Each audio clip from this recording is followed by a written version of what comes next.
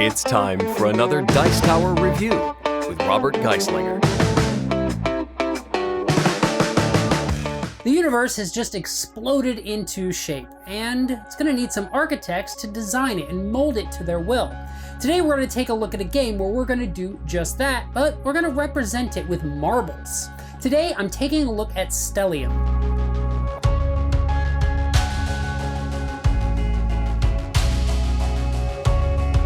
So here we're taking a look at Stellium. Now this is an abstract game for 2 to 4 players where you're going to take on the roles of the very first creators or architects of the universe. You're going to be shaping and molding it to your will in order to be named the grand architect of the universe. At the basic level, players are just trying to manipulate the marbles out here on the board in order to complete the objective cards over here, that once someone has reached a set number of points, or if this draw pile is ever exhausted, then a final round is played, you'll add in some final scoring, and then whoever has the most points will be the winner. At the start of the game, the board is already seated, as you see, with some marbles representing 4 different types of astral bodies. Now the 4 different types of bodies that we have these green marbles here, which are planets. We have the blue ones, which are comets. We have yellow, which are stars, and pink, which are supernovas.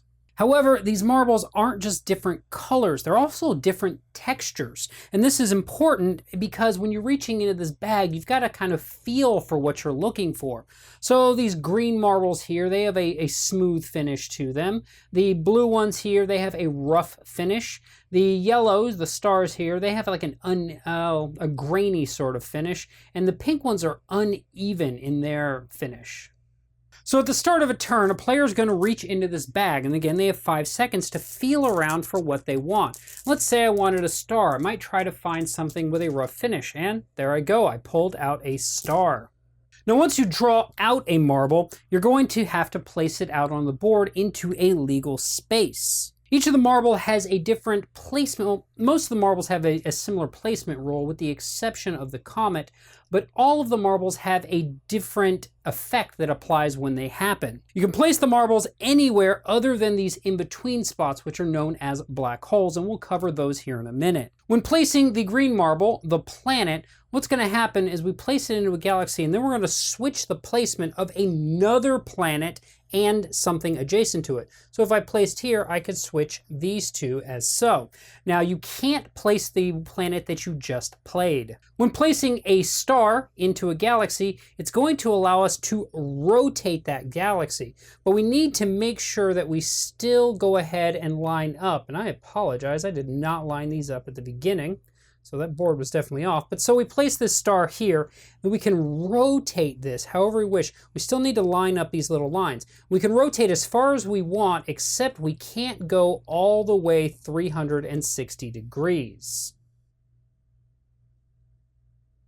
When placing a supernova, that's going to allow us to activate the black holes. So let's say I put a supernova here, I can then activate a black hole and attract in another astral body. So I put here, and let's say I decide to attract in this to this black hole.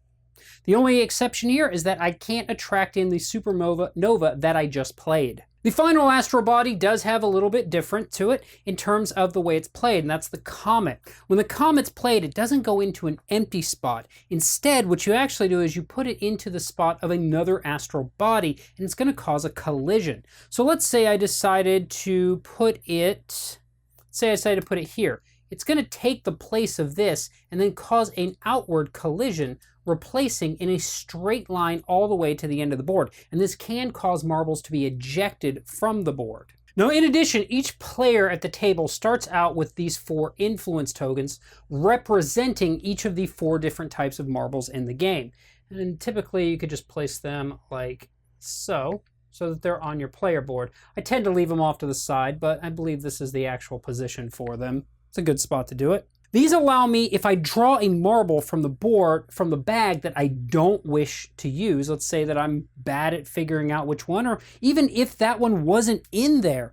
Let's say that I had this one here I drew, but I really wanted a planet. I could trade in this token and now treat this with the effect of the collision.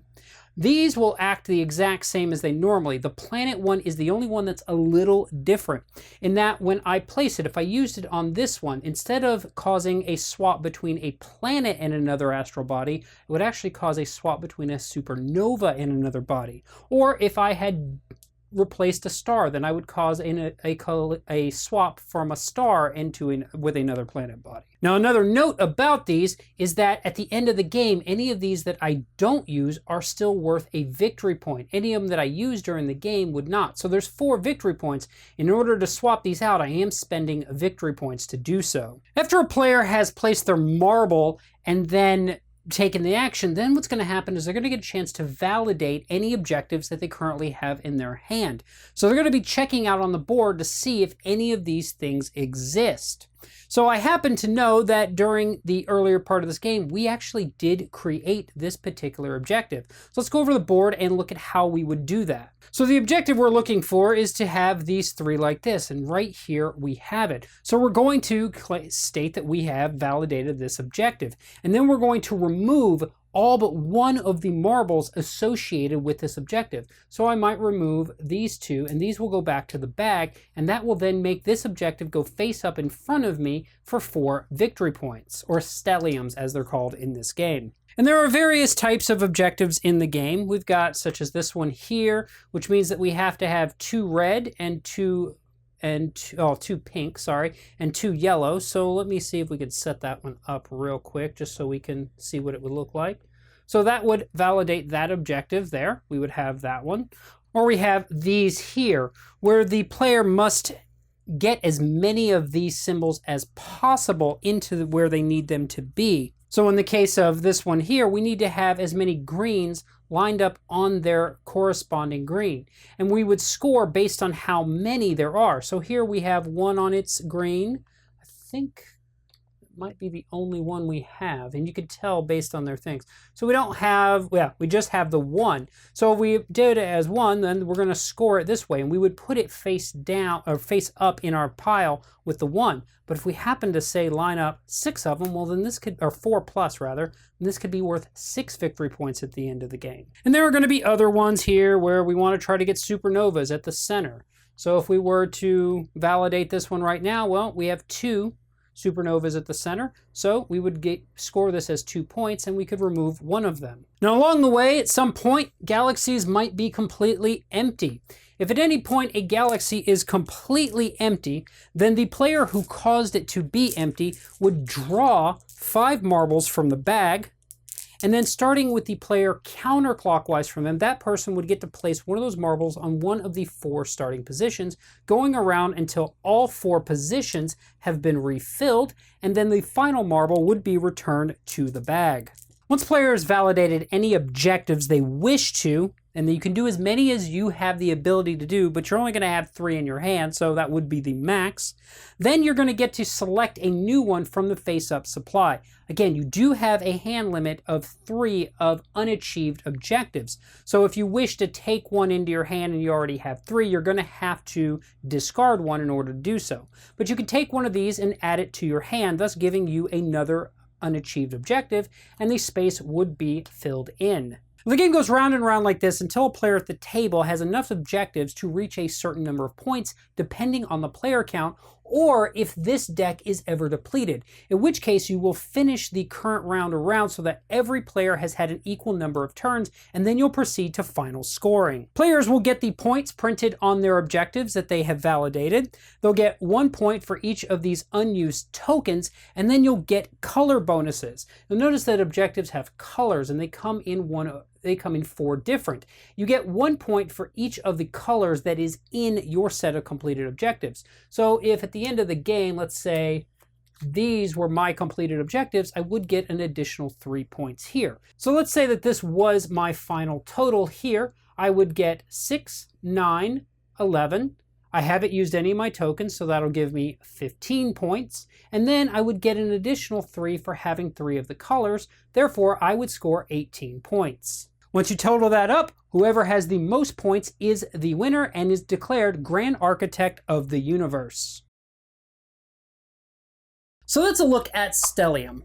Now, I'm going to kind of go to the end of my review first and state that I really, really like this game. And this game is pretty highly rated for me, but it's not a game that I'm going to keep in my collection. And I'll explain a little bit later as to why that is, but just keep that in mind that I do like the game, I'm not keeping it. At a core, this is an abstract game. It's not very rich in the theme, but I do like what they did with the theme. Now, obviously, the thing that I like most about this game is the marbles, because not only are they different colors, but they have different textures to them. And that's what makes this game so interesting, because when you reach into that bag, you may know what marble you're going to get, and if you're really good at feeling textures, well, then you're probably going to get the marble you need. For me personally, that wasn't the case. I don't have as good a feeling in my fingertips, so unless I was going for a star, I typically didn't get the marble I wanted, which meant by the end of every game, I had pretty much used up all but my star token that allowed me to modify a marble to my will. I really do like the way the board is laid out. I like that it's modular. I like that each of the galaxies can spin around. And while, again, this is an abstract game, that really does support the theme of the galaxies spinning and everything in motion constantly. I think the one that I like the most, though, of the marbles was the comet. I like that I could hit something and send it out. But overall, you're trying to complete these objectives, and so you're trying to solve a puzzle, but you've got other players at the table trying to solve their own puzzles, and they're going to mess up your puzzles. So you really do need to time things right, and maybe even try to play off what the other players are going for. Because the hand is secret in front of them, but you do see what they took. When you take an objective from the face-up pile of objectives, you do show everyone at the table. So if everyone has a bit of a memory going on, then they're going to know kind of what you're aiming for. And in addition, they're going to see how you're molding the universe, and that's going to help them decide. Again, like I said, I do like the game. I like the way it plays out. It plays fairly quickly. It's something that I could play with family. It's something I could play with friends. It's something I would even play at a game night. But for me personally, it's not a game I'm going to keep. And it's just because I'm really bad at feeling the marbles. And if you're playing with people who are really good at feeling the marbles, well, you're going to get slaughtered. And I've been slaughtered in this game every single time I've played it. So while I do enjoy it, and I think it's a wonderful abstract game, it's not for me. But it is going to get a pretty decent rating. I hope that you've enjoyed this look at Stellium, and it's helped you decide if this is a game that might be right for you and your game group. I know that for some people, it is going to be a great game. And I look forward to seeing you folks next time.